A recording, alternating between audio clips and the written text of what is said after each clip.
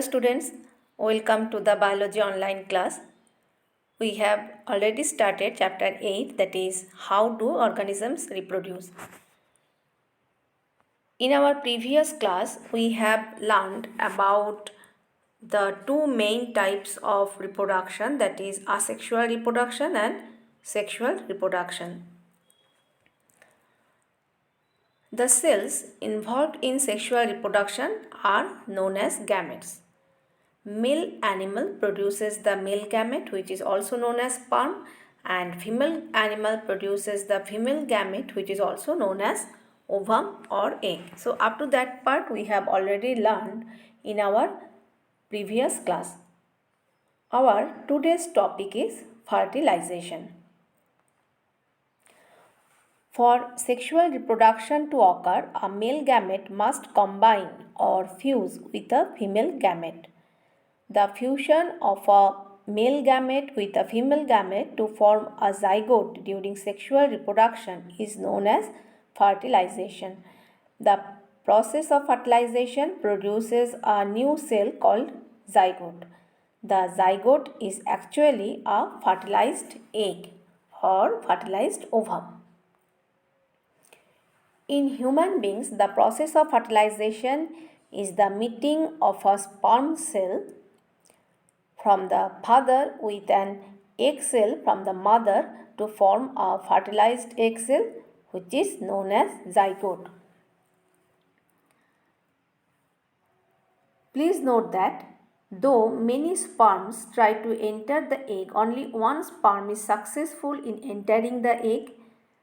When the head of a sperm enters the egg, then the nucleus of sperm cell fuses or joins with the nucleus of egg cell to form a new nucleus, shows the fusion of nucleus of sperm with the nucleus of egg to form a new cell called fertilized egg or zygote.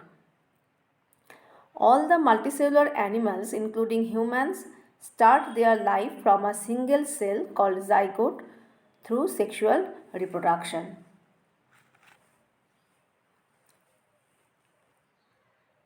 The egg or ovum is made in the body of a female animal.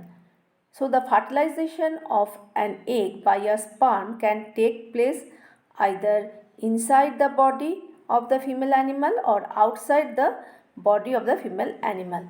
This leads to two modes of fertilization in animals, that is internal fertilization and external fertilization. So we can say that is there are two types of fertilization. One is the internal fertilization and another one is the external fertilization. Now we will learn about internal fertilization. The fertilization which takes place inside the female body is called internal fertilization. In internal fertilization, the female animal's egg are fertilized by sperms inside her body. In internal fertilization, the male animal puts his sperms into the female animal's body and these sperms then fertilize the eggs inside the female body. This type of fertilization, in which the fusion of a male gamete and a female gamete occurs inside the body of the female animal, is called internal fertilization. Internal fertilization takes place in a very large number of animals such as humans, cows, dogs, cats, tigers, lions, rabbits, deer, horse, birds like hens, sparrow, crow, pigeon, etc., reptiles such as lizards, snakes, crocodile, etc., and insects like silk moth, butterfly, housefly, etc. In all these animals, fertilization occurs inside the body of the female animal. Now we'll discuss about the external fertilization. The fertilization which takes place outside the female body is called external fertilization. In external fertilization, the female animal's eggs are fertilized by sperms outside her body. In frogs and most fishes, the fertilization of eggs occurs outside the female animal's body. In external fertilization, the male and female animals release their sperms and eggs in water, where fertilization takes place by collisions between sperms and eggs. For example, the males and females of frogs and fishes releases their sperms and eggs in water in which they live. The sperms then collide with the eggs and fertilize them outside the body of female frog or fish. External fertilization is very common in aquatic animals such as frog, fish, and starfish, etc. In these animals, fertilization takes place in water. During the spring season or rainy season, frogs move to the water in ponds and slow moving streams. When the male frog and female frog come together, the female frog lays hundreds of eggs in water. Unlike the hen's egg, frogs' eggs are not covered by hard shells. The frog's eggs are very delicate. A layer of jelly holds the frog's eggs together and provides protection to the eggs. When the female frog lays hundreds of eggs at the same time, the male frog releases millions of sperms from its body. The sperms swim randomly in water with the help of their long tails. When the sperms of frog come in contact with the eggs floating in water, then fertilization takes place. This type of fertilization, in which the fusion of a male gamete and a female gamete takes place outside the body of the female animal, is called external fertilization. Just like frogs, external fertilization also takes place in fish. When the male fish and female fish come together in water, the female fish lays hundreds of eggs in water, and at the same time the male fish releases millions of sperms in water.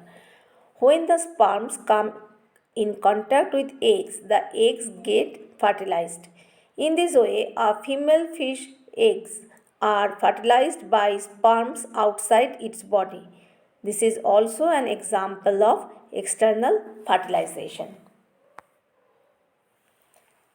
We will now explain why the animals like frog and fish lay hundreds of eggs at a time, whereas a hen lays only one egg at a time. Though the animal like frog and fish which undergo external fertilization lay hundreds of eggs, all the eggs do not fertilize and hence do not develop into new frogs or fish. This is because of the following reasons. First of all, frog and fish lay eggs and release sperms in water.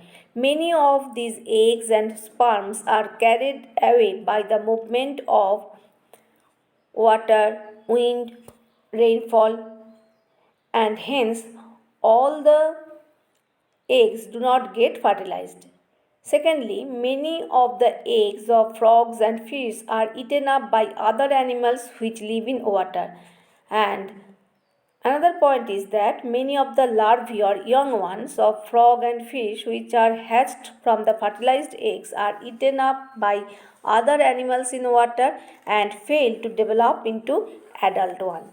So, out of hundred of eggs laid by the female frog or female fish, only a few will survive to become adult frog or adult fish. Since many of the eggs of frogs and fish are carried away by moving water, wind, or rain, and many are eaten up by other animals, therefore, the production of a large number of eggs is necessary to ensure the fertilization of at least a few of them. Out of hundreds of eggs laid by the female frog or female fish, only a few get fertilized and their larvae survive to become an adult one.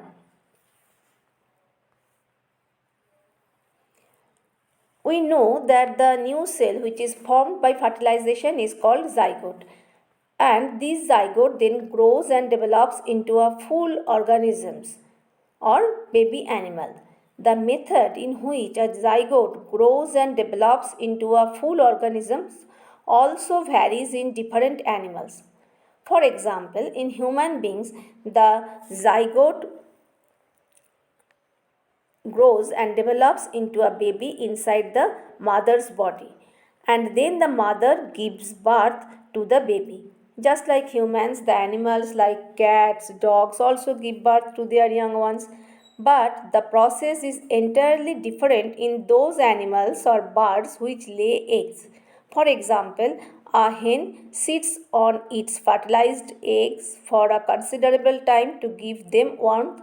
During this period, the zygote grows and develops to form a complete chick. This chick then comes out of the egg by breaking its shell. It is clear from this discussion that all the organisms do not give birth to individuals like humans do. So, depending on these criteria, there are two types of animals, that is viviparous animals and oviparous animals. Some animals give birth to young ones. Those animals which give birth to young ones or baby animals are called viviparous animals. In viviparous animals, the young one develops in the uterus inside the body of the mother.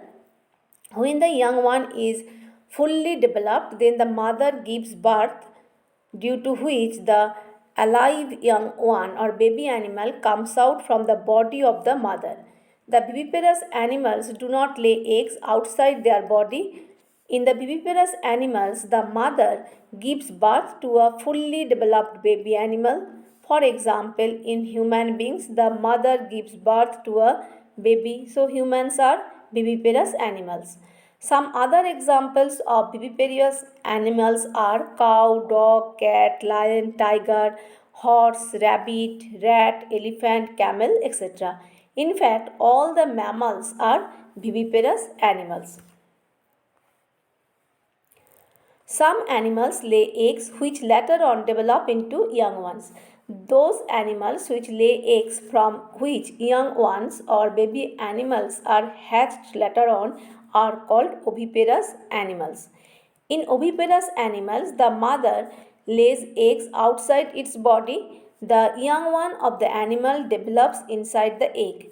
When the development of the young one inside the egg is complete, the egg shell breaks open and an alive young one or the baby animal comes out of it. This is called hatching. For example, the hen lays eggs.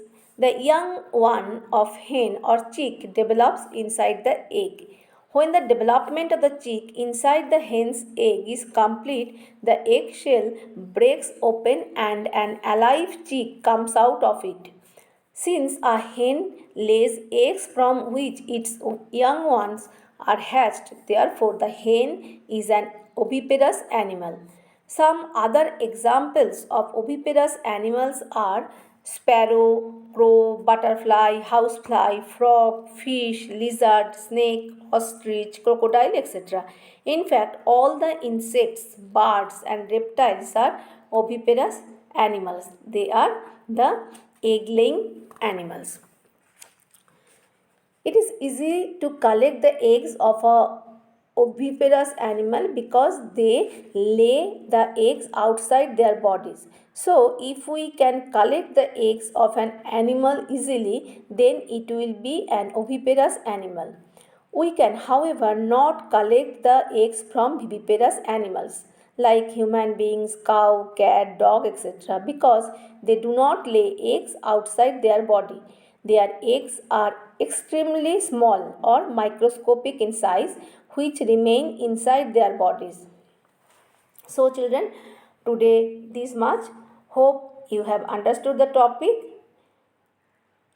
Please read the topic from your book also. Thank you, children. Stay safe and happy.